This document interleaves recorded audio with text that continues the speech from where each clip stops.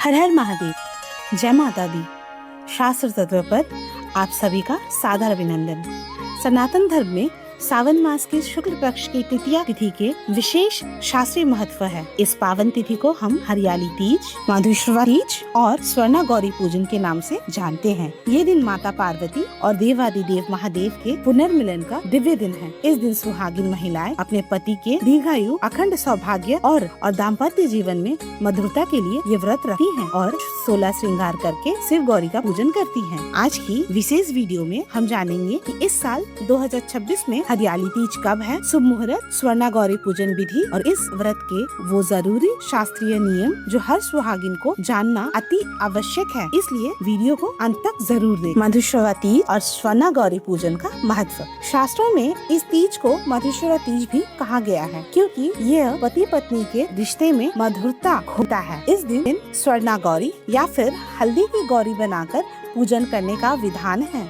साथ ही सावन मास में मिट्टी की शिवलिंग बनाकर पूजन करना कोटि गुना फल देता है। माँ पार्वती ने 108 वर्षों की कठोर तपस्या के बाद ही इस तिथि को भगवान शिव को पति रूप में प्राप्त किया था। इसलिए इस दिन शिव पार्वती की पूजा करने से दाम्पत्य जीवन की सभी बाधाएं दूर होती हैं और मनचाहे वर की प्राप्ति होती है। आइए आप जानते हैं साल 2026 की सही तिथि और पूजन के शुभ मुहूर्त के बारे में। तृतीया तिथि प्रारंभ हो रही है 14 अगस्त 2026 को शाम 6:47 में और तृतीया तिथि समाप्त हो रही है 15 अगस्त को शाम 5:29 में। उदय तिथि के अनुसार और शास्त्रीय नियम के अनुसार हरियाली तीज 15 अगस्त 2026 को ही दिन शनिवार को मनाई जाएगी। पूजन के शुभ मुहूर्त ब्रह्म मुहूर्त सुबह 4 बजे से 5 बजे तक, अभिजीत मुहूर्त दोपहर 12:51 से दोपहर 1:08 तक, विजय मुहूर्त दोपहर 2:51 से 3:42 तक और गोधूली मुहूर्त शाम के 7:06 से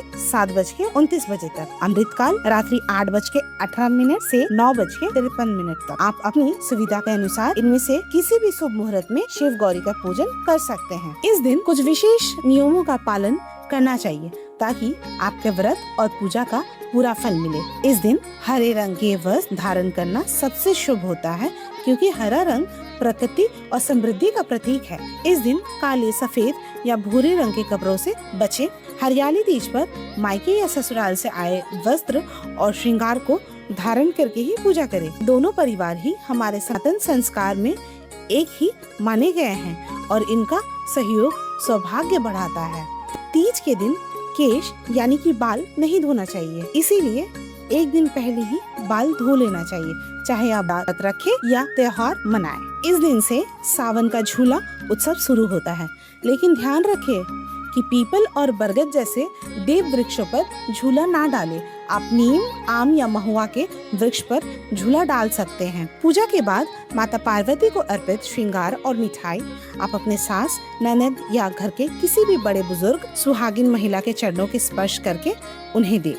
अगर आप परदेश में है तो ये सामग्री किसी माता रानी के मंदिर में पुजारन या देवी जी को अर्पित कर सकते हैं। शास्त्रों का सही ज्ञान ही हमारे व्रत और पूजा को सफल और कल्याणकारी बनाता है। अगर आपको हरियाली तीज की ये शास्त्रीय जानकारी अच्छी लगी हो तो वीडियो को लाइक करें और अपने परिवार में बहनों के साथ या फिर भाभीियों के साथ जरूर शेयर करें। सनातन धर्म और शास्त्रों के ऐसे ही गहन ज्ञान से जुड़े रहने के लिए आपके अपने चैनल शास्त्र तत्व को सब्सक्राइब करके बेल आइकन को जरूर दबाएं। हर हर महादेव, जय माता दी।